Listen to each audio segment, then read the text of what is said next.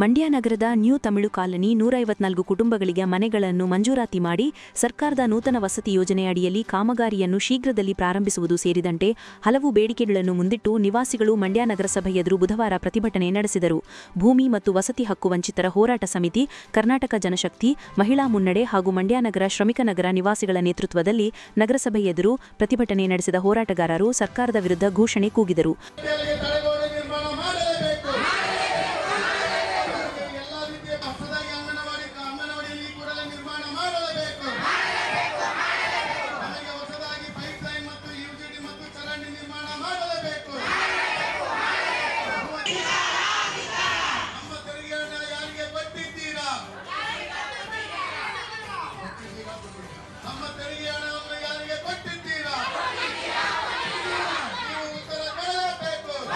ಭೂಮಿ ಮತ್ತು ವಸತಿ ಹಕ್ಕು ವಂಚಿತರ ಹೋರಾಟ ಸಮಿತಿಯ ರಾಜ್ಯ ಕಾರ್ಯದರ್ಶಿ ಮಂಡಳಿ ಸದಸ್ಯ ಸಿದ್ದರಾಜು ಮಾತನಾಡಿ, ನಗರಸಭೆ ವತಿಯಿಂದ ಪ್ರತಿ ವರ್ಷವೂ 50ಕ್ಕೂ ಹೆಚ್ಚು ಕೋಟಿ ಬಜೆಟ್ ಮಂಡನೆಯಾಗುತ್ತದೆ. ಶ್ರಮಿಕ ಜನರಿಗೆ ಮೂಲಭೂತ ಸೌಲಭ್ಯಗಳನ್ನು ಕಲ್ಪಿಸಲು ಅಲ್ಪ ಪ್ರಮಾಣದ ಮೊತ್ತ 2 ಕೋಟಿ ರೂಪಾಯಿ ಹಣವನ್ನು ಅಭಿವೃದ್ಧಿಪಡಿಸಲು ನಗರಸಭೆಯು ಪ್ರತಿ ವರ್ಷ ಬಜೆಟ್ನಲ್ಲಿ ಮೀಸಲಿಡಬೇಕು. ಬಡಜನರ ಮಕ್ಕಳ ವಿದ್ಯಾಭ್ಯಾಸಕ್ಕೆ ಹಾಗೂ ಉನ್ನತ ಶಿಕ್ಷಣ ಪಡೆಯಲು ವ್ಯಾಸಂಗಕ್ಕಾಗಿ ಎಲ್ಲ ರೀತಿಯ ಸೌಲಭ್ಯಗಳನ್ನು ಪಕ್ಷಪಾತವಿಲ್ಲದೆ ಒದಗಿಸಲು ಯೋಜನೆ ರೂಪಿಸಿ ಕ್ರಮ ಕೈಗೊಳ್ಳಬೇಕು ಹಾಗೂ ಜಾಗೃತಿ ಮೂಡಿಸಬೇಕೆಂದು ಆಗ್ರಹಿಸಿದರು.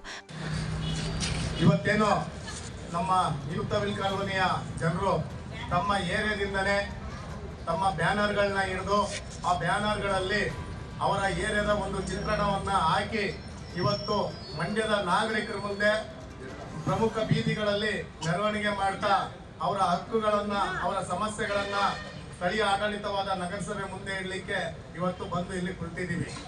ಇಷ್ಟೇ ಕಾರಣ, ಕಳೆದ 100ಕ್ಕೂ ಹೆಚ್ಚು ವರ್ಷಗಳು ತಲತಲಾಂತರದಿಂದ ವಾಸ ಮಾಡ್ತಿರ್ತಕ್ಕಂಥ ನ್ಯೂ ತಮಿಳು ಕಾಲೋನಿ ಜನರು ಅಲ್ಲೇ ಹುಟ್ಟಿ ಅಲ್ಲೇ ಬೆಳೆದು ಎಲ್ಲಾ ರೀತಿಯ ಕೆಲಸ ಕಾರ್ಯಗಳನ್ನ ಮಾಡ್ತಾ ಮಂಡ್ಯ ನಗರಕ್ಕೆ ಕೊಡುಗೆ ಕೊಟ್ಟಿರ್ತಕ್ಕಂಥ ಬಡ ಜನರ ಒಂದು ಕಾಲೋನಿಗಳು ಇವತ್ತು ಎಷ್ಟೊಂದು ಅಧ್ವಾನವಾಗಿದೆ, ಎಷ್ಟೊಂದು ಅನರ್ಮಲ್ಯ ಪರಿಸ್ಥಿತಿಗಳನ್ನ ನಿರ್ಮಾಣ ಮಾಡಿದೆ. ಯಾವ ರೀತಿ ಕೂಡ ಅಭಿವೃದ್ಧಿ ಕಾಣದಂತಾನೆ, ಯಾರು ಕೂಡ ಅಭಿವೃದ್ಧಿ ಮಾಡದಂತಾನೆ ಅವ್ರು ಕಟ್ಟುವಂತ ಒಂದು ತೆರಿಗೆ ಹಣ ಪೋಲಾಗಿ ಅವರಿಗೆ ಸಿಗಬೇಕಾದಂತ ಸಂವಿಧಾನಬದ್ಧ ಹಕ್ಕುಗಳು ಇವತ್ತು ಸಿಗದೇ ಅವರು ವಂಚಿತರಾಗಿ ಇವತ್ತು ಹೋರಾಟ ಮಾಡ್ತಾ ಇದ್ದಾರೆ ನಗರಸಭೆ ಮುಂದೆ. ಇದೇ ನಗರಸಭೆ ಅಧಿಕಾರಿಗಳಿಗೆ ಹಲವಾರು ಬಾರಿ ಮಳೆ ಬಂದಾಗ ನೀರು ತುಂಬಿ ಗೋಡೆಗಳು ಕುಸಿತಾ ಇದೆ, ಕೊಳಚೆ ನೀರು ಮನೆ ಒಳಗಡೆ ನುಗ್ಗುತ್ತಾ ಇದೆ, ದವಸ ಧಾನ್ಯಗಳು ಹಾಳಾಗ್ತದೆ, ಕುಡಿಯುವ ನೀರಿಗೆ ಕಲುಷಿತ ನೀರು ಮಿಶ್ರಣಗೊಂಡು ಆ ಜನರು ಕುಡಿತಾ ಇದ್ದಾರೆ, ಮಕ್ಕಳು ಮರಿಗೆಲ್ಲ ಕಾಯಿಲೆ ಬರ್ತಾ ಇದೆ.